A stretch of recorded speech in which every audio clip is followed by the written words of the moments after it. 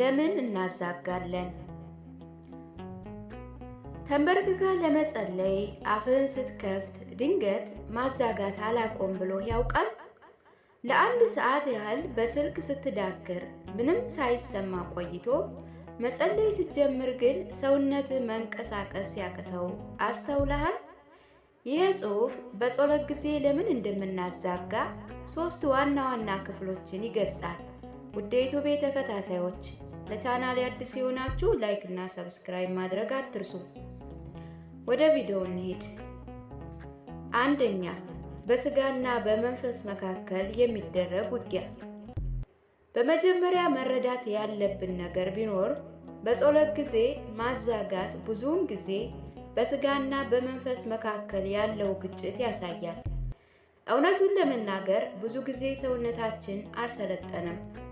ሌሎች ነገሮች ሙሉ ጉልበትን ሰጥተን እግዚአብሔር ግን የተረፈንን እናመጣለን። ይሄ ብቻውን በምንጸልይበት ጊዜ እንድናዛጋ ያደርገናል። ኢየሱስ ክርስቶስ በጌቴሴማኒ የአትክልት ስፍራ ይህንን አሳይቶናል። ደቀ መዛሙርቱን ትነቁና ትጸልዩ ዘንድ ትጉ አላቸው። እነርሱ ግን ይተኙ ነበረ። በማቴዎስ 26:41 ላይ እንዲህ ይላል፣ ወደ ፈተና እንዳትገቡ ትጉና ጸልዩ። መንፈስስ ተዘጋጅታለች፣ ስጋ ግን ደካማ ነው።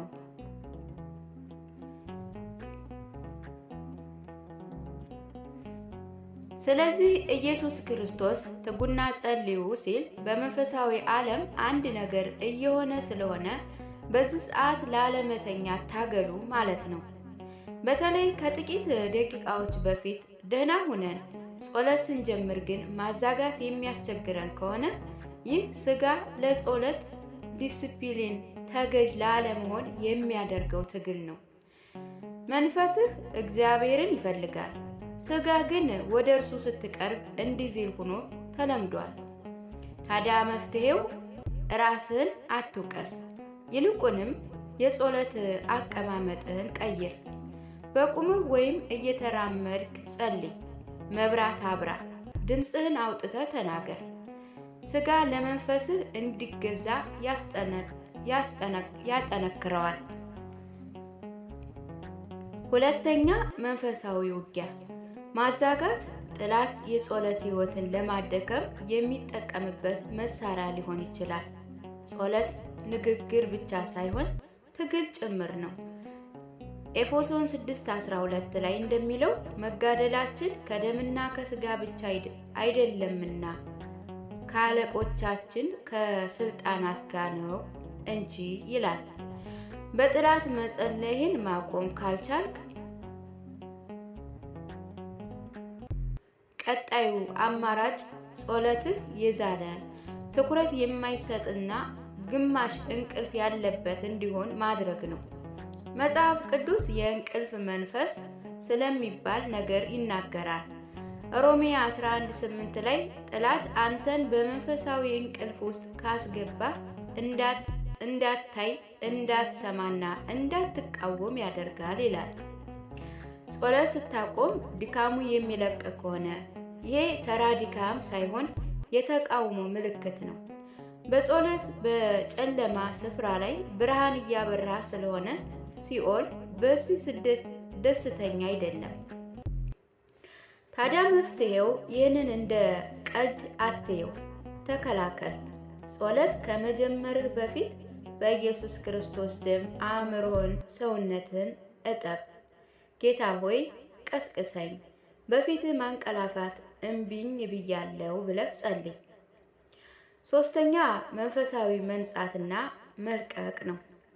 አንዳንድ ጊዜ በጸሎት ጊዜ ማዛጋት የመንፈሳዊ መንጻትና የነጻነት ምልክት ሊሆን ይችላል። ጸሎት ውጊያ ነው። አንዳንድ ጊዜ ማዛጋት አንድ ነገር እየለቀቀ መሆኑን የሚያሳይ ምልክትም ነው። በእርዳታ ወይም በጥልቅ ንስሐ ውስጥ የሚያልፉ ሰዎች ብዙውን ጊዜ አካላዊ ምላሾችን ያስተውላሉ።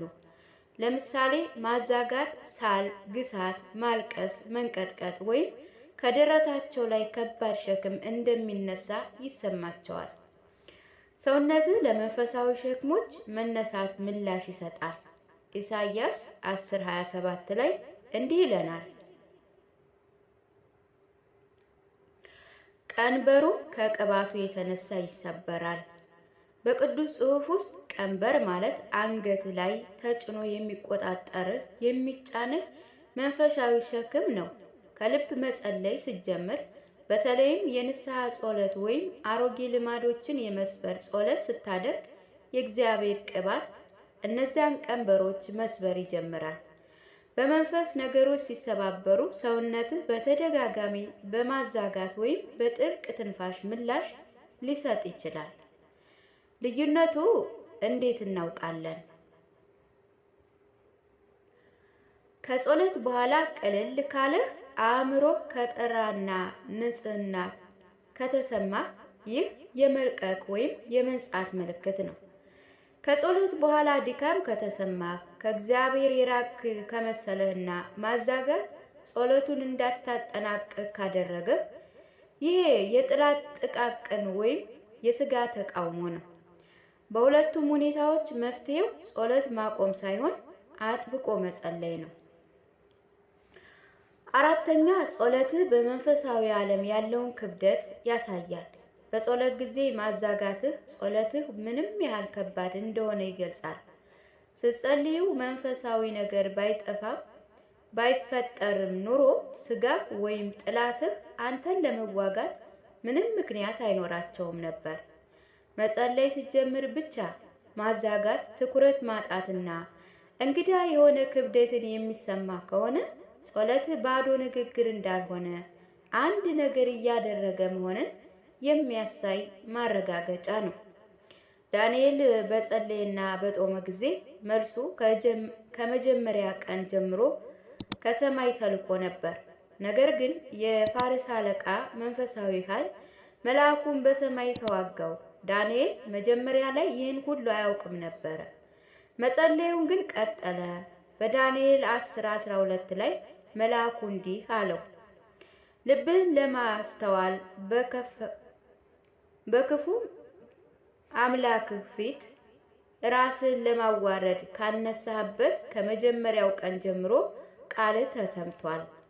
ዳንኤል ስለደከመው በመጀመሪያው ወይም በሁለተኛው ቀን ጸሎቱን ቢያቆም ኑሮ በመንገድ ላይ የነበረው ድል ባላየ ነበር። በእናንተ ላይ የሚሆነው ተመሳሳይ ነው። ጸሎት እንቅልፍ እንዲመጣብን ካደረገ ከድልም በጣም ተቃርበናል ማለት ነው። ተግባራዊ መፍትሄዎቹ፣ እግዚአብሔር ሰው መሆንን ያውቃል። መዝሙር 103:14 ላይ ፍጥረታችንን እርሱ ያውቃልና አፈር እንደሆንም ያስባል ይላል። ነገር ግን ወደ ላቀ ደረጃ ተወጡ ዘንድ ይጋብዝሃል። እነዚህን ቀላል ምርጫዎች አድርጉ። ምርጥ ሰዓትን ስጥ። ሁልጊዜ እኩለ ሌሊት ላይ ግማሽ እንቅልፍ ይዘህ ጸሎት አትጀምር። ለእግዚአብሔር ምርጥ ሰዓትን ሰጥተው እንጂ የተረፈን ደቂቃ አትስጠው። አቀማመጥህን ቀይር። ሁልጊዜ አልጋ ላይ ተኝተህ አትጸልይ። ቁጭ በል፣ ተራመድ፣ ተንበርከክ። እንደ እውነተኛ ስብሰባ ቁጠረው።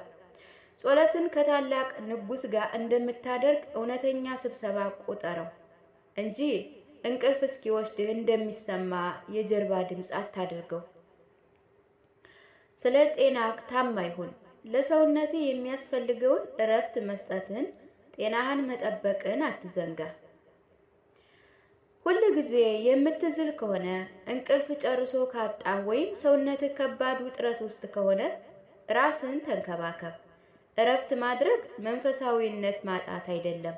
ነገር ግን ድካምን ሁል ጊዜ በጸሎት ራስህን ላለመግፋት እንደ ቋሚ ሰበብ አትጠቀም። ዮሐንስ 4:24 ላይ እንዲህ ይላል፣ እግዚአብሔር መንፈስ ነው፣ የሚሰገዱለትም በመንፈስና በእውነት ሊሰግዱለት ይገባቸዋል ይለናል። በመንፈስና በእውነት፣ ይህ ማለት መንፈስህ በጸሎቱ መሳተፍ አለበት። የአኗኗር ዘይቤ በእርሱ ፊት ታማኝ መሆን አለበት ማለት ነው። ስለዚህ ጉዳይ እግዚአብሔርን አነጋግረው፣ እንዲህ በለው፣ ጌታ ሆይ ደክሞኛል፣ ነገር ግን አንተን እፈልጋለሁ። ነቅቼ እንዲቆይ እርዳኝ። በውስጥ ሰውነቴ አበርታኝ። ማንኛውንም የእንቅልፍ መንፈስ እገስጻለሁ። ሰውነቴ ለመንፈሴ እንዲገዛ አስተምረኝ። እግዚአብሔር እንዲህ ላለ ግልጽነት፣ እውነተኝነት ምላሽ ይሰጣል። እንግዲህ ነጥቦቹ እነዚህ ናቸው። ስለተመለከታችሁኝ አመሰግናለሁ። ቪዲዮ ከተመቻችሁ ላይክ እና ሰብስክራይብ ማድረጋችሁን አትርሱ። እግዚአብሔር በያለንበት ሁላችንንም ይጠብቀን።